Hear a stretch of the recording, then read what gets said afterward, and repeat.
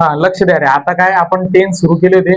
आता वास्तविक पाहता एका मार्काचा प्रश्न आपल्याला येते, आयडेंटिफाय द टेन्स किंवा काय म्हणजे rewrite the kind of tense. बरोबर आहे. म्हणजे काइंड ऑफ टेन्स कोणता आहे ते आपण पाहिलं होतं. त्याच्यानंतर पहा, टेन्सच्या सगळ्या पहिल्या 12च्या 12 रचना कशा, म्हणजे रचना तर नाही पण 12च्या 12 मध्ये वर्ब कसं आणि हेल्पिंग वर्ब कसं कसं वापरतात हे आता आपण पाहिलं. आता याच्यानंतर लक्ष द्या, आज कोणता टेन्स चालू करायचा रे आपल्याला. तर पहा, काइंड्स ऑफ टेन्स मधलं पहिलं प्रेझेंट टेन्स. कोणता काळ चालू करायचा? Present tense. बरोबर आहे. आता लक्ष द्या, प्रेझेंट टेन्स. प्रेझेंट टेन्सचं काय म्हणणं असणार आहे? वर्तमान काळ. आता वर्तमान काळ म्हणजे काय? सध्याच्या घडत असलेल्या घटना. लक्ष द्या, सध्याच्या घडत असलेल्या घटना ह्या दाखवण्यासाठी जो काळ वापरले जाते त्याला काय म्हणतात? त्याला प्रेझेंट टेन्स आपण म्हणतो. म्हणजेच काय म्हणणार आहे? वर्तमान काळ. आलं का लक्षात? काय म्हणणार आहे? वर्तमान काळ. आता लक्ष द्या, प्रेझेंट टेन्स मध्ये प्रेझेंट टेन्सचे 4 प्रकार पडतात. आपण पाहिलं होतं. पहिला कोणता? पहिला सिंपल प्रेझेंट टेन्स. दुसरा म्हणजे प्रेझेंट कंटिन्युअस टेन्स. तिसरा प्रेझेंट परफेक्ट टेन्स. आणि चौथा प्रेझेंट परफेक्ट कंटिन्युअस टेन्स. असे किती म्हटले होते आपण? 4 म्हटले होते. तिच्यातला आज आपल्याला जो काही पहिला प्रकार पडतो याचा उपप्रकार, तर तो कोणता असणार आहे? सिंपल. लक्ष द्या, काय म्हणणार आहे? Simple present tense. Simple present tense. याच काळाचं दुसरं नाव सांगू शकते कोणी? काय येतं? सिंपल प्रेझेंट टेन्सला आपण काय म्हणतो? सांगा. सिंपल प्रेझेंट टेन्सचं दुसरं नाव इनडेफिनाइट प्रेझेंट टेन्स. काय असणार आहे? Indefinite present tense. म्हणजे हे लक्षात आलं पाहिजे. कोणतं? इनडेफिनाइट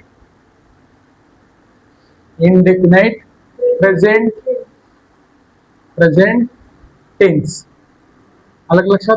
पहा, या वाक्याचं आपण पाहिलं बी नव्हतं. हे वाक्य समजा सिंपल प्रेझेंट टेन्स म्हणजे साधा वर्तमान काळ असलं तर मराठीत कसं कसं ओळखतो रे आपण? या वाक्याच्या शेवटी काय येते? त. म्हणजे एक तर त येते किंवा ता येते किंवा ती येते किंवा तची अशीच आपण काय करू? 12 कडी. तची काय? 12 कडी. म्हणजे त, ता, ती, ती, तू, तू हे आपण ऑलरेडी पाहिलं होतं. बरोबर आहे. आज समजलं इथपर्यंत. तर मग आता लक्ष द्या. आता काय करायचं? आपल्याला इंग्लिश मध्ये हे वाक्य तयार करायचे. आता ध्यान द्या, हिच्यात कसं असते माहिती का? याचा जो काही सूत्र असणार आहे, फॉर्म्युला, पहा तसं तर सगळे वाक्य कसे तयार करत असतो आपण? Subject plus verb plus object आणि नंतर काय असते? आपला सी. सी म्हणजे काय? कॉम्प्लिमेंट. आलं का लक्षात? तर असं असते. म्हणजे पहिल्यानं सब्जेक्ट, नंतर वर्ब, नंतर ऑब्जेक्ट, नंतर कॉम्प्लिमेंट असं असते. पण मात्र मराठीच्या वाक्यात तसं नसते. मराठीच्या वाक्यात सगळ्यात आधी असते सब्जेक्ट, दुसऱ्यांदा असते ऑब्जेक्ट आणि नंतर असते वर्ब. वर्ब सगळे शेवटी राहिले. आलं का लक्षात? तर अशी रचना असते. तर अशा प्रकारची एक मेन रचना आहे. पण आता लक्ष द्या, कालच आपण पाहिलं की जसा जसा काय होईल, काळ बदलील तसं क्रियापदाचं रूप काय होते रे? बदलते. मग आता लक्ष द्या, या काळासाठी क्रियापदाचं रूप म्हणजे अशी रचना कशी असणार आहे सांगा? काय असते? आधी सब्जेक्ट, त्याच्यानंतर पहा क्रियापद कोणतं असते? पहा, एक तर V1 असते. काय असते? एक तर V1 किंवा या V1 लेच यस किंवा काय लागते? यस. म्हणजे दरवेळेसच असेल का? नाही, यस किंवा यस लागते. नंतर काय येणार आहे? आपलं ऑब्जेक्ट आणि ऑब्जेक्ट नंतर आपलं काय येणार आहे? सी. तर अशा प्रकारची रचना आपल्याला पाहायला भेटते. काय रचना पाहायला भेटते? सब्जेक्ट प्लस V1, काम पडलं तर यस किंवा ईएस लागते V1 ले, नंतर ऑब्जेक्ट आणि नंतर कॉम्प्लिमेंट. आलं लक्षात? आता बघा, याच्यात एक कन्फ्युजन आहे की बघ, कधी कधी V1 वापरायचं आणि कधी कधी V1 प्लस यस किंवा ईएस वापरायचं, या दोन गोष्टी. आता ध्यान द्या इकडे काय म्हणणं याचं. तर जर काळजीपूर्वक आपण जर लक्षात घेतलं तर ध्यान द्या, विषय कसा असते माहिती का? जर सब्जेक्ट, काय म्हणलं मी? लक्ष द्या, जर सब्जेक्ट हा सब्जेक्ट जर सिंग्युलर असला, काय असला? Subject singular. मग सब्जेक्ट जर सिंग्युलर असला तर याला व्हर्ब बिन कसं लागते? व्हर्ब बिन लागेल सिंग्युलर. म्हणजे सब्जेक्ट सिंग्युलर तर व्हर्ब बिन सिंग्युलर लागते. आलं लक्षात? असं असते. मग आता लक्ष द्या, विषय कसा असते माहिती का? क्रियापदाचं जे काही मेन रूप आहे म्हणजे V1 आहे. V1 हे V1 काय असते? हे येथेच एक थोडस अडचण येते बऱ्याचशा लेकराले. हे असते प्लुरल. काय असणार आहे? कोणत्या फॉर्म मध्ये असते? प्लुरल. आणि याचं उलट, ज्यावेळेस या V1 ले यस किंवा आपण यस लावतो तेव्हा हे काय होते? सिंग्युलर. काय होणार आहे? सिंग्युलर. हालाकी नाऊन मध्ये हे उलट राहते. जर एखादं नाऊन असलं जसं की बुक आणि बुकले जर यस लावला आपण तर काय होते? बुक्स. म्हणजे सिंग्युलरचं प्लुरल होते, पण हे नावासाठी. आलं लक्षात? ज्यावेळेस आपण नावाले यस किंवा यस लावतो तर त्यावेळेस त्याचं सिंग्युलरचं कशात कन्वर्जन होते? प्लुरल मध्ये कन्वर्जन होते. पण क्रियापदाचं मात्र याचं वेगळं. क्रियापदाचं कसं वेगळं? जर क्रियापदाचं मुख्य रूप असलं तर ते काय असणार आहे? प्लुरल. म्हणजे V1 प्लुरल असणार आहे. आणि व्हीले जर यस किंवा ईएस लावलं तर ते काय होणार आहे? सिंग्युलर. आलं का लक्षात? असं. आणि यालाच म्हणत असतो आपण सब्जेक्ट वर्ब ऍग्रीमेंट. या दोघांचा ऍग्रीमेंट व्हायला असते असं. आलं का लक्षात? या ठिकाणी हे मात्र मेन करून आपल्याला उच्चारायला लागते. इथपर्यंत क्लिअर? काय अडचण कोणाला? आता लक्ष द्या. आता विषय काय होते माहिती काय? आता सब्जेक्ट जर सिंग्युलर म्हटलं तर सब्जेक्ट मध्ये सिंग्युलर मध्ये कोण कोण येणार आहे? पाय, ही, शी, इट अशा प्रकारचे हे झाले. ही, शी, इट.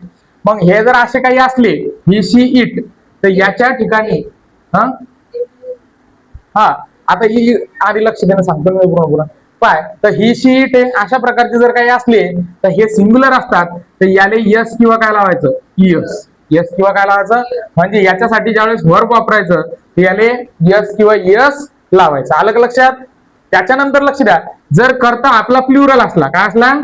कर्ता जर प्लुरल असला तर आपल्याला क्रियापदाचं कोणतं रूप वापरायचं? फक्त V1च वापरायचं. कोणतं वापरायचं? V1. आलं का लक्षात? आता लक्ष द्या, या ठिकाणी काही अपवाद आहेत. अपवाद कसे? उदाहरणार्थ आय. काय आय? आय सांगा बरं, काय वापरायला पाहिजे आपण? सिंग्युलर का प्लुरल वापरायला पाहिजे?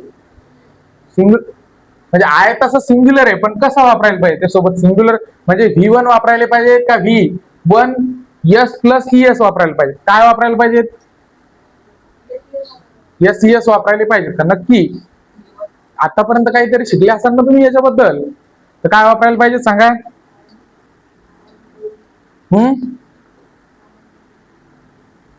काय वापरायला पाहिजे?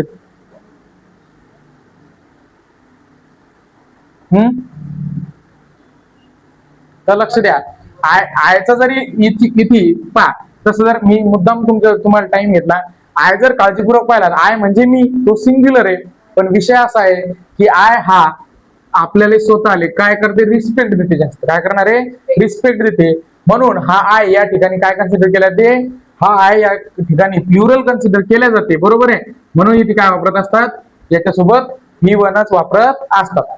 तसंच एक यू आहे. यू म्हणजे काय होते? तसे दोन अर्थ होतात यूचे, तू किंवा तुम्ही. तुम्ही जर असलं तर ऑलरेडीच काय वापरायला लागणार आहे आपल्याला? V1 वापरायला लागेल, प्लुरल. पण लक्ष द्या, यू म्हणजे तू जर असलं तर मग याच्यात कन्फ्युजन आहे की नेमकं सिंग्युलर आहे का यू प्लुरल आहे, माहिती आहे का आपल्याला? नाही. तर क्रियापदानं काय केलं? सरळ याच्यासाठी काय वापरायचं? V1च वापरायचं. म्हणजे लक्ष द्या, अपवाद काय आहे? आय जरी सिंग्युलर असला, लक्ष द्या, आय जरी सिंग्युलर असला तरी V1च वापरायचं. यू जरी सिंग्युलर असला तरी V1च वापरायचं. किंवा हे दोघ जण असे असतात की हे यायला थोडा मानपान द्यायला लागते आपल्याला. स्वतःबद्दल आपण काय करतो? आदरानच नेहमी बोलतो. मग इंग्लिशच्या ग्रामर मध्ये तेच कन्सिडर करले की आय हा नेहमी याला रिस्पेक्ट दिली गेली पाहिजे, म्हणून याला V1 वापरायचा. यू आता बोलणाऱ्याला आपण समोर तोंडावर चांगलंच बोलतो, म्हणजे त्याला पण रिस्पेक्टच देतो. म्हणजे याला पण काय करतो? रिस्पेक्टच्या आदरानं याचं पण काय करायचं? प्लुरलच फॉर्म वापरा लागेल. आलं लक्षात?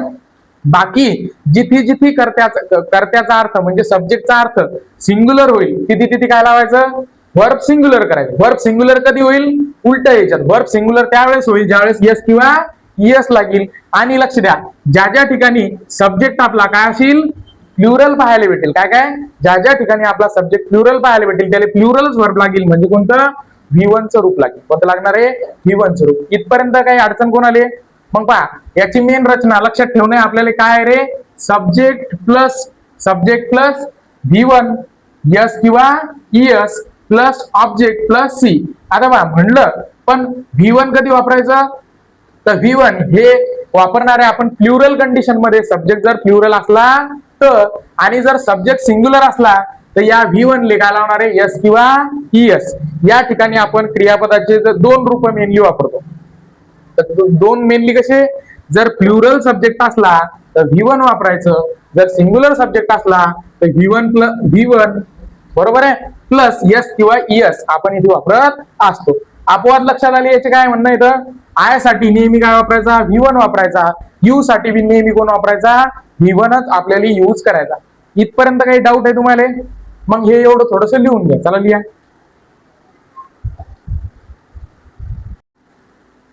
हा, लक्ष द्या. पहा आता आतापर्यंत काय पाहिलं होतं, जे काही म्हणजे आपण पाहिलं सिंपल प्रेझेंट टेन्स. लक्ष द्या, काय सिंपल प्रेझेंट टेन्स याची रचना पाहत होतो आपण. सिंपल प्रेझेंट टेन्सच्या आपण जर विचार केला तर तशा दोन रचना पाहिल्या. कशी? एक पहिली रचना कोणती पाहिली? Subject plus V1 plus object plus C. ही कधी वापरायची रे? जर आपला सब्जेक्ट प्लुरल असला. काय असला? सब्जेक्ट जर प्लुरल असला तर, किंवा काय असलं? सब्जेक्ट आय असला किंवा सब्जेक्ट कोण असला? यू असला तर हे वापरायचं असं आपण म्हणलं. त्याच्यानंतर लक्ष द्या, दुसरी एक रचना असते subject plus V1 less S किंवा ES plus object plus C. आलं लक्षात? हे कधी वापरायचं? सिंग्युलर. काय असला करता आपला? करता जर सिंग्युलर असला. करता बरं, करता जर सिंग्युलर असला तर असं वापरायचं. इथपर्यंत पाहिलं. आता तरी एक गोष्ट आपली हुकून गेली. जसं की उदाहरणार्थ मी एक वाक्य लिहिलं, फळ्यावर तुम्ही सांगा कोणत्या काळाचं काळ. नंतर पाहू आपण, पण वाक्य सांगा. म्हणजे असं वाक्य आहे, I am a good teacher. I am a good teacher असं वाक्य आहे. सांगा बरं कोणत्या काळाचं आहे?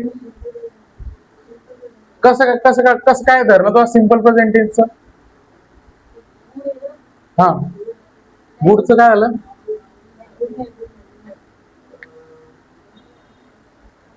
सांगा बरं. लक्ष दे, याच्यात हेल्पिंग वर्ब कोणतं आहे? बरं, याच्यात वर्ब आहे का? वर्ब पहा, वर्बचा जर विचार केला तर वाक्य कसं आहे? म्हणजे सपोर्टिंग म्हणल्यापेक्षा हेल्पिंग वर्ब आहे. मग हेल्पिंगच वर्ब आहे. आलं लक्षात? हेल्पिंग वर्ब आहे, पण मात्र वर्ब आहे का रे? नाही. मग याच्यात मेन वर्बच नाही, मेन वर्ब नाही असं म्हणतो.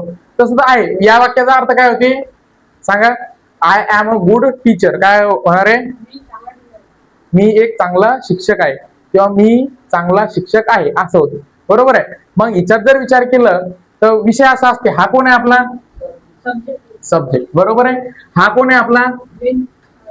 Helping verb. अलग लक्षात? कोणता आहे? Helping verb. म्हणजे चा अर्थ ती एक होती. अलग लक्षात? म्हणजे आता आर्टिकल आहे, पण आर्टिकलचं असं दाखवायचं नसलं, म्हणजे सॉफ्ट मध्ये दाखवायचं असलं तर याचा अर्थ वन बिन होत असते.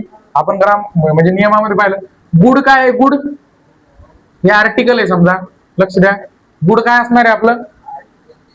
अरे गुड, गुड आहे म्हणजे हे आर्टिकल आहे. गुड काय आपलं? गुड टीचर असं लागलं. मग या टीचर साठी हा काय? टीचर साठी अधिक माहिती दाखवू राहिला, म्हणजेच टीचर बद्दल अधिक माहिती सांगू राहिला. ऍडजेक्टिव्ह. काय आहे? ऍडजेक्टिव्ह. अलग लक्षात? हा आहे ऍडजेक्टिव्ह. बरोबर आहे. आणि हा काय झाला? ऑब्जेक्ट. आता लक्ष द्या, जर क्रियापद रचना पाहिली तर सब्जेक्ट प्लस इथे मेन वर्बच नाही. अलग लक्षात? आणि नंतर कोण आहे? ऑब्जेक्ट. अलग लक्षात? मग इथे वर्ब लक्ष द्या, ज्या ज्या वेळेस मेन वर्ब नसते, काय काय वाक्यात ज्या ज्या वेळेस मेन वर्ब नसणार आहे त्या वेळेस जे हेल्पिंग वर्ब असते, लक्ष द्या, त्या वेळेस जे हेल्पिंग वर्ब असते त्याच हेल्पिंग वर्बले काय म्हणा? Main verb. अलग लक्षात? किंवा हे हेल्पिंग वर्ब मेन वर्ब म्हणू नका, पण हे हेल्पिंग वर्ब कशाचं काम करू राहिलं? मेन वर्बचं. अलग लक्षात? अरे समजू राहिलं का? म्हणून हे वाक्य बिन कोणतं म्हणलं, जसं की तुला सांगितलं होतं, I am a good teacher. जरी हालाकी याच्यात ऍम जरी असलं हेल्पिंग वर्ब, तरी बिन हे कोणाचं आहे? तरी बिन हे सिंपल प्रेझेंट टेन्स. कशाचं वाक्य आहे? Simple present tense. अलग लक्षात? त्यानंतर पहा, दुसरं एक वाक्य देतो, I have 10 rupees. I have 10 rupees असंच आपण करू. I have 10 rupees short form मध्ये येतो रुपीज. सांगा हे वाक्य कोणतं होईल? कारण याच्यात बिन पहा, हा काय? सब्जेक्ट. 10 रुपीज काय झाला आपला? ऑब्जेक्ट. हा काय आपला? म्हणजे याच्यात मेन वर्बच नाहीये. हेल्पिंग वर्बच काय काम करील? मेन वर्ब सारखं काम करील. म्हणजे लक्ष द्या, ज्या ज्या वाक्यामध्ये मेन वर्ब नसते, ज्या ज्या वाक्यामध्ये मेन वर्ब नसते त्या वाक्यामध्ये, लक्ष द्या, त्या वाक्यामध्ये हेल्पिंग वर्ब कोणाचं काम करते? मेन वर्बचं काम करते. आणि असे वाक्य कुठले असणार आहेत? Simple present tense. कशाचे असणार आहेत? Simple present tense. जसं की डबल एक वाक्य घेऊ, you are a bad boy, you are a bad boy असं दिलं.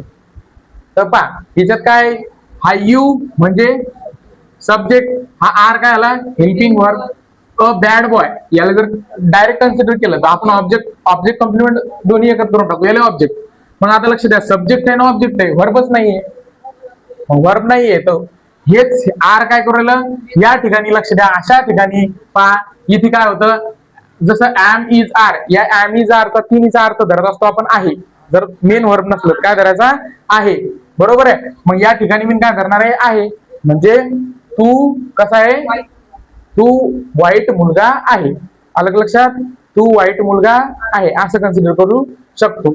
पहा इथे वाक्याच्या शेवटी हे बी एक लक्षात घेणं आहे, ध्यान द्या, जर जनरल इन्फॉर्मेशन सांगत असू आपण कोणाबद्दल किंवा एखादा कसा आहे काय आहे हे जर सांगत असू, तर अशा प्रकारचे वाक्य आपण काय करू शकतो, सरळ सरळ वापरू शकतो. अलग लक्षात, म्हणजे सरळ सरळ कसं, तू कसा आहे, मी कसा आहे, एखाद्याचा धंदा सांगायचा, व्यवसाय सांगायचा, कोणाकडे काय आहे हे सांगायचं. तर वाक्याच्या शेवटी आपण जसं की पाहिलं होतं, या वाक्याच्या शेवटी काय यायला पाहिजे रे, त ता ती तिची बाराखडी यायला पाहिजे वाक्याच्या शेवटी. पण हिच्यात पहा, हिच्यात जर म्हणलं तर काय आहे, मी चांगला शिक्षक आहे, हिच्यात आहे आलं, याच्यात काय आलं, पाय हाव म्हणजे असणे, माझ्याकडे 10 रुपये आहेत, इथे आहेत आलं तर ठीक आहे समजा. पण इथे पाय, इथे काय आलं, तू चांगला मुलगा, सॉरी तू वाईट मुलगा आहे. म्हणजे कधी कधी या वाक्याच्या शेवटी आहे बी नेते, पण कोणत्या कंडिशनले, ज्या कंडिशन मध्ये मेन वर्ब नसेल आणि हेल्पिंग वर्ब काम करत असेल कोणाचं, मेन वर्बचं, त्या त्या ठिकाणी हा काळ कोणता असला पाहिजे, सिंपल प्रेझेंट टेन्स. म्हणजे कन्फ्युज व्हायचं का, कधी जर ऍम इज आर आलं, हॅव हॅज आलं तर कन्फ्युज व्हायचं नाही. त्या ठिकाणी ऍम इज आरचा अर्थ असते आहे, हॅव हॅजचा अर्थ असते असणे, अलग लक्षात. जसं की मी म्हटलं, आय हॅव बिग बंगलो, म्हणजे माझ्याजवळ खूप मोठा बंगला आहे असं, अलग लक्षात. तर असा त्याचा अर्थ होईल, म्हणजे आय असणे असा त्या ठिकाणी अर्थ होत असतो. समजू राहिलं का, तर हे ध्यानात घ्या, हे राहील लक्षात तुमच्या. आता पहा, आता याच्याबद्दलचे काही जनरल वाक्य लिहितो मी, त्याचे तुम्ही मराठीत अर्थ बिन सांगायचे, सर्व काही गोष्टी आपण वन बाय वन पाहणार आहे. म्हणजे मराठीत अर्थ बिन काय होणार आहे त्याचा, काय नाही होणार हे बिन पाहायचं, सगळ्या काही गोष्टी वन बाय वन पाहायच्या. आता लक्ष दे, त्याच्यातलं जर पहिलं म्हणजे पहिलं वाक्य काही काही आपण जनरल जे काही गोष्टी पाहिल्या, तर पुस्तकातले काही वाक्य घेऊ. पहा पहिलं काय म्हणते, Dhoni is a cricket player. पहा, Dhoni is a cricket player, cricket player. सांगा बरं याचा अर्थ काय होते मराठीत, कारण आपल्याला मराठीत जमलं पाहिजे. हा, खेळाडू आहे. पहा धोनीचा अर्थ, धोनी हा झाला आपल्या याच्यातला सब्जेक्ट, इज हा झाला आपला वर्ब, बरोबर आहे. अ क्रिकेट प्लेयर, अ या ठिकाणी अचा अर्थ होती एक, क्रिकेट प्लेयर म्हणजे काय, क्रिकेट म्हणजे क्रिकेटच धरू आपण, तसं तर क्रिकेटचा वेगळा अर्थ होतो मराठीत, पण लय लंबा आहे तो. तर क्रिकेट आणि प्लेयर म्हणजे काय, खेळाडू. म्हणजे पहा लक्ष द्या, क्रिकेटचा खेळाडू म्हणजे काय म्हणणार आहे, धोनी क्रिकेटचा खेळाडू आहे असं जर जोडलं, काय धोनी क्रिकेटचा खेळाडू आहे. हिच्यात कुठे शेवटी तता तिथे आलं का, नाही. तरी हे वाक्य कोणाचं आहे म्हणणार आहे आपण, सिंपल प्रेझेंट टेन्सचं. काहून, अलग लक्षात, कारण लक्ष द्या, इज जरी आलं पण हे इज, या इज सोबत कोण नाही, या इज सोबत मेन वर्ब नाही, आणि मेन वर्बले आयएनजी बिन नाही, मेन वर्बच नाही, आयएनजी कुठून येणार आहे, म्हणून हा कंटिन्यू मध्ये जाणार आहे का, इज असताना बिन नाही. समजलं पहिलं वाक्य, अरे अलग लक्षात. आता पहा याच्यातलंच आपण दुसरं वाक्य घेऊ. पहा हे आपल्याला क्लिअर सांगणार आहे थोडंफार. ही प्लेज, लक्ष द्या, ही प्लेज क्रिकेट असं दिले, अलग लक्षात, ही प्लेज क्रिकेट. आता काऊन दिलं माहिती का प्लेज, कारण ही पहा, ही कसं आहे, सिंग्युलर आहे, सिंग्युलरले वर्ब बिन कोणतं लागणार, सिंग्युलर. तर प्ले हे वर्ब होतं, तर प्लेचं काय करायला लागणार आपल्याला, यस लावावं लागेल, तेव्हा ते सिंग्युलर होईल. अलग लक्षात, ही प्लेज क्रिकेट म्हणजे याचा अर्थ काय सांगा बरं, तो क्रिकेट खेळतो, अलग लक्षात, तो क्रिकेट खेळतो. समजलं याचं. जर असं असलं, मी क्रिकेट खेळतो, तर कसं होईल सांगा बरं, आय सांगा, आय प्ले होईल का प्लेज होईल सांगा बरं, प्ले, आय प्ले क्रिकेट. आता काहून, कारण हा आय कसा समजत असते स्वतःले, प्लुरल कन्सिडर करत असते, समजलं. म्हणून आय प्ले क्रिकेट. तसंच जर तू क्रिकेट खेळतो असं जर असलं तर यू प्ले क्रिकेट असंच येईल. पण असं जर म्हणलं असलं म्हणजे असं वाक्य असलं ती क्रिकेट खेळते, तर मग काय होईल, तर काय होणार आहे, शी प्ले. आता प्लेच्या ऐवजी काय होईल, प्लेज क्रिकेट. आलं का लक्षात. असे वाक्य याचे होत चालतील. समजू राहिलं ना तुम्हाला, काय अडचण वाटू राहिली कोणाले. आता हे लक्ष द्या, हे झालं होकारार्थी रचना. काय झाली, ही झाली आपली होकारार्थी रचना. आता तशाच प्रकारचं काय असते, नकारार्थी रचना बी नसते. म्हणजे होकारार्थी नकारार्थी, हालाकी नकारार्थी रचना आपण काय करणार होतो, नंतर पाहणार होतो. पण लक्ष द्या, थोडक्यात मी तुम्हाला हे बी सांगून देतो नकारार्थी कसं असते. आता लक्ष द्या, नकारार्थी जर असलं तर थोड्याफार याच्यातच काय करायचे, बदल करायचे. कसे, लक्ष द्या, या वाक्याच्या शेवटी मराठीत काय असते, त ता ती तिची बाराखडी असते. असं म्हणलो होतं आपण, काय म्हणलो होतं, त ता ती तिची बाराखडी. बरोबर आहे. तर मग आता काय होणार आहे, उदाहरणार्थ एक वाक्य आहे पहा, मी क्रिकेट खेळतो, याचं नकारार्थी करा बरं. मी क्रिकेट खेळतो याचा नकारार्थी मराठीतच तयार करायचं. मी क्रिकेट खेळत नाही, नुसतं काय येणार आहे, त नाही. म्हणजे लक्ष द्या, होकारार्थी असलं तर वाक्याच्या शेवटी त ता ती ती ची बाराखडी. जर नकारार्थी असलं तर त ता ती तिचीच बाराखडी. बरोबर आहे. फक्त त्याच्या समोर काय येईल, नाही. फक्त काय येईल, त्याच्या समोर नाही. मग आता लक्ष द्या, असं आलं लक्षात मराठीच्या याच्यात. म्हणजे होकारार्थीच्या याच्यात काय आहे, त आहे येते. तर नकारार्थीच्या वाक्यात काय येते, त ता तिची बाराखडी आणि नंतर काय येणार आहे, नाही. अशा प्रकारचं आपल्याला पाहायला भेटते. समजलं का. जसं की आपण एक वाक्यच पाहू. या ठिकाणी वाक्य कसं पाहायचं, की उदाहरणार्थ पहा, तो क्रिकेटच घेऊ आपण, तो क्रिकेट खेळतो असं जर असलं तर काय लिहिणार आहे सांगा बरं आपण, तो क्रिकेट खेळतो. ही सांगा, ही प्ले क्रिकेट. लक्ष द्या, प्लेज नका म्हणत जाऊ, प्लेज असते ती. अलग लक्षात, ते उच्चार दबेला असते तिच्यात, असं काही हे करायचं का नाही. ही प्ले क्रिकेट, फक्त ते लिहिताना व्यवस्थित लिहायचं.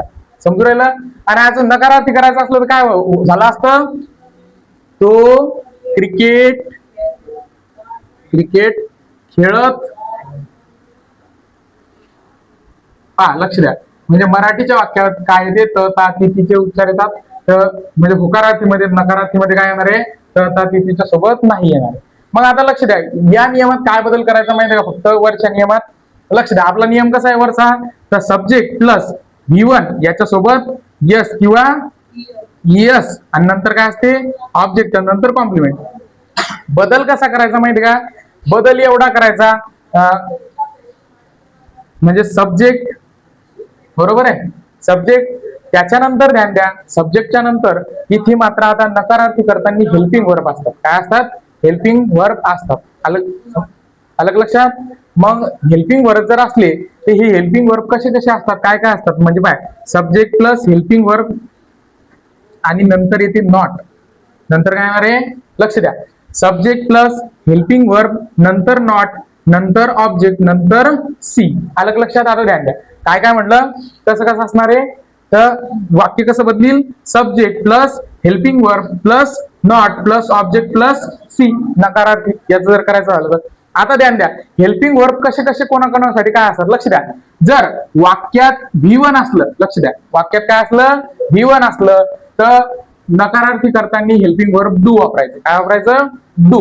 आणि जर V1 यस किंवा ES लागेल असलं तर काय वापरायचं, डज. अलग लक्षात. मग आता लक्ष दे, हे वाक्य कर पा, सब्जेक्ट जसं तसा तो साठी ही, त्याच्यानंतर काय हेल्पिंग वर्ब. पण हेल्पिंग वर्ब हा कसा आहे रे, ही कसा आहे, सिंग्युलर आहे. सिंग्युलर जर असला तर सिंग्युलर साठी सिंग्युलर वर्ब म्हणजेच काय येणार आहे, हे यस म्हणजे काय येणार आहे, डज. अलग लक्षात. डज नंतर काय येते, नॉट, डज नॉट आणि नंतर ऑब्जेक्ट आणि हे, तर काय होणार आहे, डज नॉट. आता ध्यान द्या, आपण लक्ष द्या, V1 ES म्हणजे V1 ES च्या ऐवजी काय घेतलं, डज. म्हणजे याचा अर्थ असा असते की ऑलरेडी आपण काय करून घेतलं, याले ऑलरेडी आपण याले सिंग्युलर करून घेतलं. पुन्हा पुन्हा सिंग्युलर करणं चांगलं आहे का, नाही तर पुन्हा पुन्हा सिंग्युलर करत राहायचं नाही. समजून राहिलं. जर डज लावेल असलं तर नंतरच प्लेले यस लागेल का? प्लेले यस लावायचं नाही. He does not play cricket. काय होणार आहे? He does not play cricket म्हणजे तो क्रिकेट खेळत नाही. आली का ही रचना लक्षात? म्हणजे ही असते आपली कोणती? Positive sentence. तर ही कोणती असणार आहे? निगेटिव्ह सेंटेन्सची रचना. समजलं? म्हणजे उदाहरण देऊन मी तुम्हाला थोडंफार व्यवस्थित सांगितलं. आणि असंच जर लक्ष द्या, आता एक वेगळं वाक्य करू. पहा, मी आंबा खातो. काय वाक्य केलं? मी आंबा खातो. सांगा बरं काय होईल? कारण लक्ष द्या, इटिंग तर येणारच नाही. तर याचं आय वाक्याची रचना पहा. काय? सब्जेक्ट प्लस वर्ब मेन रूप. सब्जेक्ट वापरला आहे आपण, म्हणजे याच्याऐवजी मी. त्यानंतर वर्ब पहा. वर्ब काय आपलं? खाणे. खाणे येऊन खातो आलं. अलग लक्षात? मग कोणतं वापरायला पाहिजे? ही वन. कारण हा कसा आहे? प्लुरल सारखा वाक्य. म्हणजे काय येणार आहे? इट. I eat. आणि आंबा आहे. आंबा एकच आहे म्हणून अ मँगो. काय? Eat a mango. अ काऊन आला? कारण एकच आहे. अलग लक्षात? म्हणजे ते सॉफ्टली हे हे काय दाखवू राहिलं? वन असा अर्थ दाखवत असतं ते आपल्याला. याच नकारार्थी कसं होईल सांगा बरं? मी आंबा खातो. मराठीत सांगा आधी. मी आंबा खात नाही असं होईल. मग लक्ष द्या, मी आंबा खात नाही असं जर झालं, मी आंबा खात नाही म्हणजे लक्ष द्या आता कसं होईल? I do not eat mango. I do not eat a. अलग लक्षात? I do not eat a mango. आलं लक्षात? हे दोन्हीचे दोन्ही काय म्हणणं आहे? म्हणजे आपण सिंग्युलर साठी मी पाहिलं, सिंग्युलर मध्ये जर असलं तर डज लावायचं. पण डज जर लावलं तर नंतर हे वर्ब काय करायचं आपल्याला? कसं करायचं रे? वर्ब हे V1च ठेवायचं. याला एस एस लावायचं का?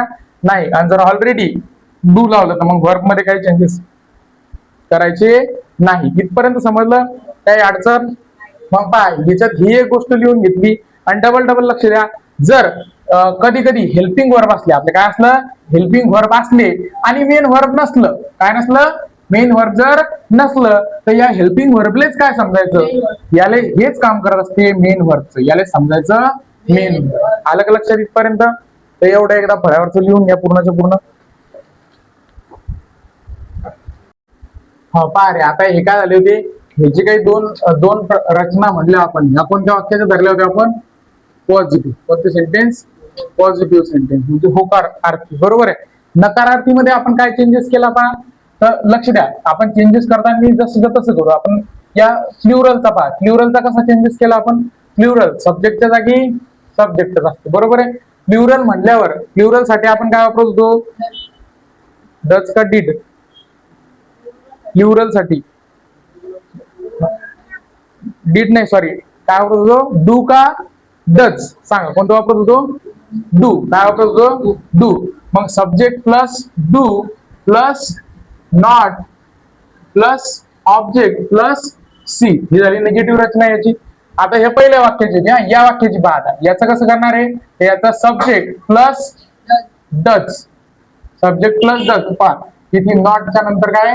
नॉटच्या नंतर V1 plus object plus complement. आलं लक्षात?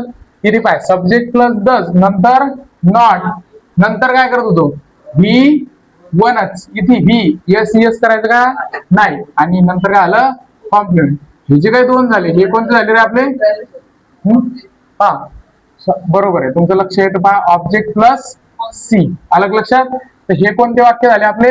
Negative sentence. कोणते करणारे आपण? Negative sentence. आलं का लक्षात? म्हणजे ते पॉझिटिव्ह साठी, हे काय झाले? निगेटिव्ह साठी. समजलं? मग याच्यावरून हे बिन कळते आपल्याला. याच्यावरून काय कळलं? लक्ष द्या, जर क्रियापदात V1 असलं तर निगेटिव्ह करताना कोणतं हेल्पिंग वर्ब वापरणं गरजेचं आहे? डू नावाचं. बरोबर आहे. आणि जर क्रियापदात V1 यस किंवा ES लागेल असलं तर कोणतं वापरणं गरजेचं आहे? डज. कोणतं वापरणं गरजेचं आहे रे? डज वापरणं गरजेचं आहे. असं आपण पाहतो. समजलं इथपर्यंत? काय अडचण कोणाले? हा. मग आता हे जे काही वाक्य आहेत, आता याच्यातले डबल आपण काही थोडेफार समोर वाक्य घेऊ. जसं की पहा, त्याच्यानंतर काय आहे? I have a pen. काय वाक्याचा अर्थ? I have a pen. सांगा बरं हे वाक्य कशाचं येतं? आता लक्ष द्या. आय हा काय झाला आपला? सब्जेक्ट, बरोबर आहे. अ पेन हा काय झाला? ऑब्जेक्ट. वर्ब वगैरे इथं कुठे नाही. याचा अर्थ ही हेल्पिंग वर्बच काय कशाचं काम करणार आहे? मेन वर्बचं काम करणार आहे, बरोबर आहे. आणि आय हॅव, आता बा सब्जेक्ट कसं आहे? आय आहे, म्हणून हॅव सारखं. तर याचा हे वाक्य कोणाचं आहे? Simple present tense. याचा अर्थ काय होईल? I have a pen. माझ्याजवळ पेन आहे. लक्ष द्या, आहेत तर नाही म्हणजे एकापेक्षा जास्त नाही म्हणू शकत, कारण किती काय आहे? एकच. म्हणजे माझ्याजवळ पेन आहे. आलं का लक्षात? माझ्याजवळ पेन आहे असं आपण म्हणतो. समजू राहिलं? त्याच्यानंतर पहा,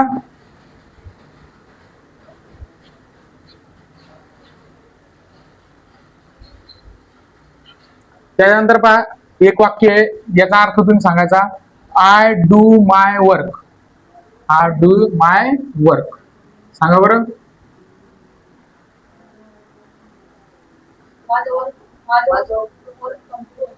आता लक्ष द्या, या ठिकाणी आय काय रे? आय हा सब्जेक्ट आहे. माय वर्क म्हणजे माझे काम. लक्ष द्या, माझे काम हे काय? ऑब्जेक्ट आहे. आणि हे काय कशाचं काम करू राहिलं? वर्कचं काम करू राहिलं, मेन वर्कचं. आलं का लक्षात? मग अशी जर रचना असली तर कोणाची असणार? विन simple present tense. Simple present टेन्सची रचना आहे. म्हणजे अशी काही काही वाक्य असतात.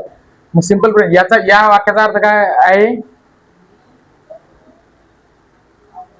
मी माझे काम, डू म्हणजे करणे, तर इथे काय तो लावा लागेल. मी माझे काम करतो. काय होते? मी माझे काम करतो. म्हणजे नुसतं वाक्य लिहिलं की बस ते ओळखलं आलं पाहिजे एवढंच नाही, त्याचा मराठीत अर्थ पण आपल्याला कळला पाहिजे. त्याचा अर्थ काय होते? मी माझे काम करतो. आता लक्ष द्या, आपल्याला कधी कधी काय करायला लागते माहितीये का? आपण तसं तर पाहिलंय नाऊन मध्ये आपण नियम पाहिलेत. सिंग्युलरचं प्लुरल कसं करायचं? काय करायचं? सिंग्युलरचं प्लुरल कसं करायचं? आलं का लक्षात? म्हणजे एखादं नाव सिंग्युलर जर असलं तर प्लुरल कसं करायचं हे आता म्हणजे मी नाही शिकवलं अजून तुम्हाला, पण तुम्ही पाहिलं असेल सिंग्युलरचं प्लुरल. विषय असा असते, नाऊन ज्यावेळेस सिंग्युलरचं प्लुरल करतात तर कसं करतात? तर पहिला बेसिक नियम असा आहे, लक्ष द्या. काय? पहिला बेसिक नियम असा असते की जनरली सिंग्युलरले फक्त काय लावायचं? यस लावायचं. काय लावायचं? यस लावायचं. ऑटोमॅटिक ते कशात कन्वर्ट होते? प्लुरल मध्ये. जसं की बुक, बुक्स. अलग लक्षात? Pen, pens. अलग लक्षात? त्याच्यानंतर हे झाले दोन आपले. डबल एखादं सांगा तुम्ही मला. Tree, trees. आलं लक्षात? अशा प्रकारचे. पण दुसरा नियम काय म्हणते? लक्ष द्या. दुसरा नियम असा असते, जर शब्दाच्या शेवटी S H C H X Z काय काय पहा एस एच एक्स म्हणजे पहा एस एच सी एच त्याच्यानंतर एक्स किंवा झेड त्याच्यानंतर डबल एस, कोणतं? डबल एस आणि ओ हे जर असले कुठे शब्दाच्या शेवटी तर मात्र यस नाही लावायचं. काय लावायचं? एस लावायचं. जसं की उदाहरण मी देतो मी तुम्हाला, पहा यस येत सगळे शेवटी येते असं उदाहरण पहा बरं. बुश, बरोबर आहे. बरं हे यस येतच जाऊ द्या. एक उदाहरण पहा, बस आहे. बस साधे घेऊ आपण. बस, बसच्या सगळे शेवटी काय? यस. बस जर असलं तर काय करणं आहे? बसेस. अलग लक्षात? हा काय? हा जीओ गो. तर गोचं काय करतो आपण? गोज. काय होणार आहे? गो. आता गो हे वर्ब झालं, पण हा गोचं काय होणार आहे? गोज. म्हणजे आपण काय पावरलं होतो? नाऊन पावरलं होतं, म्हणून हे गो सध्याचं घ्यायचं नाही. अलग लक्षात? हा बॉक्स. बॉक्सचं काय करणार आहे आपण मग? बॉक्सेस. काय करतो? बॉक्सचं बॉक्सेस. असे नियम असतात. समजू राहिलं का? मग अशा प्रकारचे हे जर शब्दाच्या शेवटी आले तर काय लावायचं? ईएस. तसे डबल एक काही नियम असतात समोर चालू. जसं की वाक्याच्या शेवटी एफ किंवा एफ ही जर आलं तर हे काढून टाकायचं आणि व्हीएस लावायचं. काय करायचं? हे काढून टाकायचं, व्हीएस लावायचं. याचं एक बेस्ट एक्झाम्पल आहे लिप. लिपच्या सगळ्या शेवटी काय? एफ, म्हणून लिपचं काय होते? यूज. तसं वाईफ, वाईव्स. नाईफ, नाईव्स. हँडकरचीप, हँडकर चूज नाही होत. या ठिकाणी मात्र अपवाद आहे, येस लागतं. तर ते आपल्याला काय करायचं? ज्यावेळेस सिंग्युलर प्लुरल पाहू त्यावेळेस पण ध्यान द्या. म्हणजे वायचा एक नियम असते. वायचा नियम पहा कसा आहे. त्याचं काय म्हणणं आहे? जर शब्दाच्या शेवटी वाय असलं आणि वायच्या आधी जर एखादं वॉवेल्स असलं, काय असलं, वॉवेल्स असलं, तर काय करायचं, नुसतं काय लावायचं, म्हणजे यस लावायचं, बरोबर आहे. पण जर वाय असलं आणि वायच्या आधी जर काय असलं, कन्सोनंट असलं, काय असणार आहे, कन्सोनंट, तर मग मात्र वाय काढूनच टाकायचा आणि त्या शब्दाला काय लावायचं, IES. काय लावायचं, IES. असे नियम असतात माहितीये तुम्हाला. फक्त सांगताना एवढं की लक्ष द्या, नाऊनचं सिंग्युलरचं प्लुरल करायचं असलं तर हे नियम लागू पडतात. वायच्या पूर्वीचं म्हणजे आधीचं ना, मग पूर्वी म्हणजे आधी, आलं लक्षात. शब्दाचं हे आपल्याला शब्द टू शब्द नाही राहत, आपल्याला शिकून घ्यायचं काय काय नाही. वायच्या आधी, आधी म्हणजे पूर्वी, आलं लक्षात. दोन्ही गोष्टी बरोबर आहे, काही शंका. वायच्या आधी, आधी म्हणजे पूर्वी. जसं की उदाहरणार्थ प्ले, प्ले एक शब्द, मग प्लेच्या पूर्वी, पूर्वी म्हणजे काय, इकडे पाहणार आहे का आता, वायच्या आधी म्हणजे हे, किती जर हे असलं तर असं, बरोबर आहे. आणि काहून ती पण सांगतो आता नियम आला असतं, लक्ष दे. जर प्लेचं आपण वाय काढून टाकलं आणि IES लावलं तर ध्यान दे, लगातार काय होतात, लगातार 3 वॉवेल्स होतात. आणि असं कुठेच नसतं, लगातार 3 नसतात, 2 असतात, पण लगातार 3 कुठे असतात का, नसतात. समजलं का. म्हणून काय करते, म्हणून जर प्ले असलं, लक्ष द्या, प्ले जर असलं तर काय करायचं, नुसतं प्लीज, अलग लक्षात. पण तेच पाय, ट्राय, ट्राय, TRY, तर हे वाय काढूनच टाका आणि काय लावा, IES, अलग लक्षात. इथे 3 नाही झाले, इथे 2च झाले, तर 2 चालतात. ट्रीज, ट्राईज, सॉरी, ट्रायचं ट्राईज. क्लिअर झालं इथपर्यंत. फक्त आता इकडे लक्ष द्या, नियमाकडे या. नाऊनचं लक्ष द्या, नाऊनचं सिंग्युलर प्लुरल करायचं असलं तर यस लावायचा, ES लावायचा, कधी IES लावायचा, कधी VES लावायचा. पण कधी सिंग्युलर टू प्लुरल जायचं असतं, तर वर्ब मध्ये मात्र उलट. उलट कसं, V1 हेच काय असते, V1 हेच ऑलरेडी प्लुरल आहे. जर याचं सिंग्युलर करायचं असलं तर मग मात्र याला यस किंवा काय लावा, ES लावा, अलग लक्षात. मग आता भरपूर काही काही उदाहरणं येणार आपल्याला इथे दिले. जसं की वर्क, वर्क म्हणजे काम, तर वर्कचं हे ऑलरेडी प्लुरल आहे, याला सिंग्युलर करायचं असलं काय करायचं, वर्क्स, बरोबर आहे. त्यानंतर आहे ब्रश, ब्रश म्हणजे दात घासणे, तर ब्रश ऑलरेडी काय आहे, ऑलरेडी प्लुरल आहे, याला सिंग्युलर जर करायचं असलं काय करायचं, ब्रशेस, आलं लक्षात. स्टडी, तर ऑलरेडी काय आहे, ऑलरेडी प्लुरल आहे, सिंग्युलर जर करायचं असलं तर पहा आता स्टडी, हे एक आलं आपलं व्हायचं, स्टडी, ध्यान द्या, स्टडी आहे, स्टडी. मग स्टडीच्या आधी कोण आहे, डी, मग काय करायला लागणार आहे, STD एवढं ठेवायचं, वाय काढून टाकायचं आणि काय लावायचं, IES. मग स्टडीचं काय झालं, स्टडीज, स्टडीचं काय होणार आहे, स्टडीज. आलं का लक्षात इथपर्यंत, काही अडचण. तर अशा प्रकारे काय असणार आहेत, तर आपण जे काही सिंपल प्रेझेंट टेन्स आहे, कोणतं, simple present tense, simple present टेन्सच्या मेन मेन रचना पाहिल्या काय आहे, हे काय असणार आहे, हे पॉझिटिव्ह साठी, हे कशासाठी आहे, हे निगेटिव्ह सेंटेन्स साठी, अलग लक्षात. अजून सिंपल प्रेझेंट टेन्सचे 2 उरले आपले, कोणते, एक क्वेश्चन विचारणार, आलं लक्षात. प्रश्नार्थी वाक्य पाहिले का आपण याच्या, अजून नाही. प्रश्नार्थी पाहायचे, प्रश्नार्थी काय म्हटलं तुझा, इंट्रोगेटिव्ह सेंटेन्स. आणि डबल एक पाहायचे, कोणते, उद्गारवाचक, तर उद्गारवाचक वाक्य. आता उद्गारवाचक वाक्यालाच काय म्हणतो आपण, इम्पेरेटिव्ह सेंटेन्सेस, अलग लक्षात. काय म्हणणार इथं, सॉरी इम्पेरेटिव्ह नाही, एक्सक्लामेटरी सेंटेन्सेस, अलग लक्षात. याने एक मधाचा शब्द काढला होता, WH काहीतरी, अलग लक्षात. आता लक्ष दे, WH काय असते, असे क्वेश्चन जे WH पासून चालू होतात. म्हणजे प्रश्नार्थी वाक्याचे 2 प्रकार पडतात. प्रश्नार्थी वाक्याचे काय प्रकार पडतात, 2. पहिले येते येस नो क्वेश्चन्स आणि दुसरे येते WH क्वेश्चन.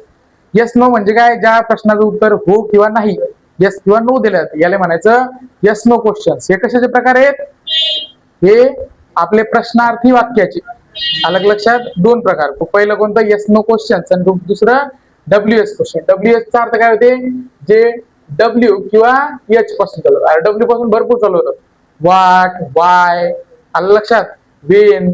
आणि H पासून काय चालू होतात, how, how many, how much, अलग लक्षात.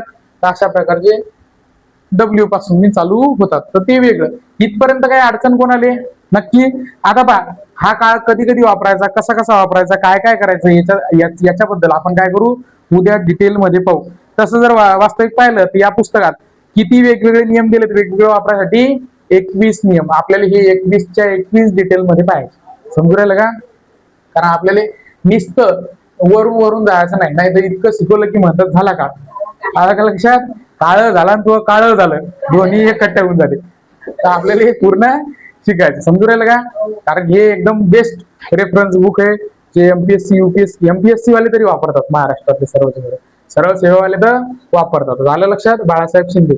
आणि हेच जर लक्ष द्या, हेच जर तुम्ही काळजीपूर्वक 8व्या 9व्या 10व्या वर्गात जर एकदम डिटेल मध्ये केलं, तर मग तुम्हाला 2-2 वर्ष घासायचं काम आहे का. आत्ताच तयारी करा, आता भरपूर तुमच्याजवळ टाइम आहे, म्हणून आतापासून तयारी करून ठेवायची.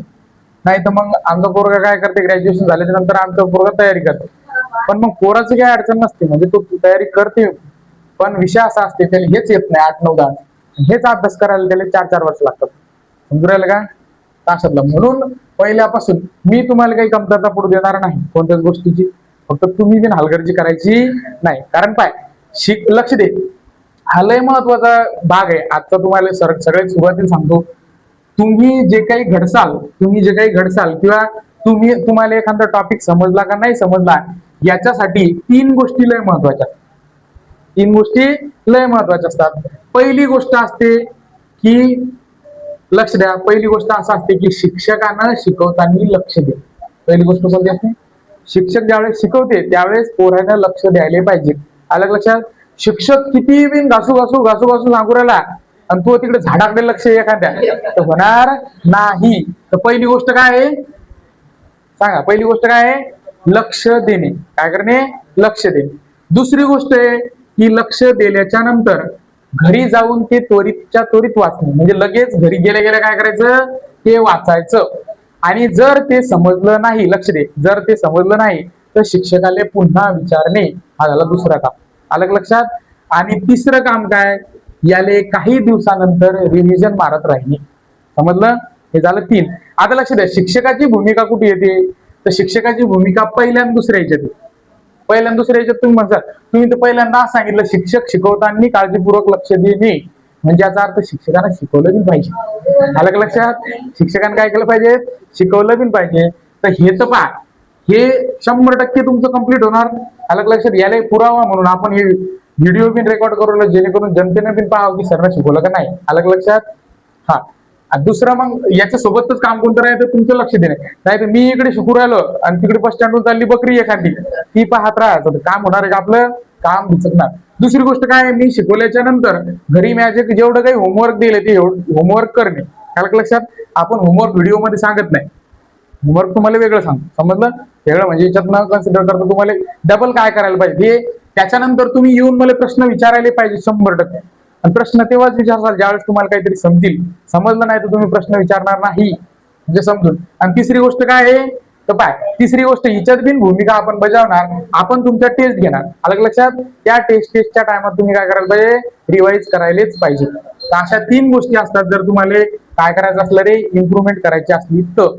आणि रिव्हिजन हे वारंवार करत असतात. समजलं, एखादा टॉपिक समजल्याच्या नंतर तो. आणि पहा, एक डबल सायन्सची गोष्ट मी तुम्हाला सांगतो. आज आता सुरुवातीचे लेक्चर येतं. विषय असा असते, जर तुम्हाला कोण शिकवलं नाही, लक्ष द्या, काय, जर तुम्हाला कोण शिकवलं नाही, नुसतं तुम्ही पहिल्यांदा वाचलं, काय म्हणलं, नुसतं तुम्ही पहिल्यांदा वाचलं, तर आपला ब्रेन असा आहे, म्हणजे 7 ते 8% ध्यानात ठेवतो. किती, फक्त 7 ते 8%. म्हणजे 100% जर पुस्तक असलं आणि एकदा वाचलं तुम्ही पूर्ण, किती टक्के ध्यानात राहणार, फक्त 7 ते 8%. ज्यावेळेस तुम्ही याच्यावर दुसरी रिव्हिजन करता त्यावेळेस किती टक्के होते, 15% ध्यानात राहते. ज्यावेळेस ही तिसरी रिव्हिजन करसाल, हे 32% जवळजवळ ध्यानात राहते. आलं लक्षात. असं ज्यावेळेस 7 ते 8 रिव्हिजन होतात थोड्याफार बुद्धीनुसार, लक्ष द्या, त्यावेळेस कुठे 100% ध्यानात राहते. किती राहते, 100% ध्यानात राहते. पण हे कधी जर तुम्हाला स्वतःलाच अभ्यास करायचा असला तर. आता लक्ष द्या, शिक्षक ज्यावेळेस शिकवते म्हणजे काळजीपूर्वक शिकवणार आणि तुम्ही ज्यावेळेस काळजीपूर्वक लक्ष देणार, तर हीच प्रक्रिया, लक्ष द्या, पहिल्यांदा शिकवताना 55% ते 70% तुम्हाला एखादा कन्सेप्ट समजू शकतो. किती, डायरेक्ट 55 ते 70. म्हणून तुम्ही काळजीपूर्वक लक्ष देऊन इथपर्यंत न्यायचा, जेणेकरून याच्यावर 4 जरी रिव्हिजन झाल्या आपल्या, तर आपलं परिपूर्ण ते व्हायला पाहिजे. 4 तर करायचंच आपल्याला कमीत कमी. अलग लक्षात. क्लिअर, इथपर्यंत काही डाऊट, हे समजलं नसेल. आता पहा, होमवर्क काय तुम्हाला माहिती आहे का, कोणते बिन 15 होकारार्थी सिंपल प्रेझेंट टेन्सचे वाक्य करायचे आणि कोणते बिन 15 नकारार्थी सिंपल प्रेझेंट टेन्सचे वाक्य करून आणायचे. अलग लक्षात, तिच्यात सगळे कर्ते असले पाहिजे, सिंग्युलर कर्ते असले पाहिजे, प्लुरल पण कर्ते असले पाहिजे. इथपर्यंत आज आपण थांबू. चालते.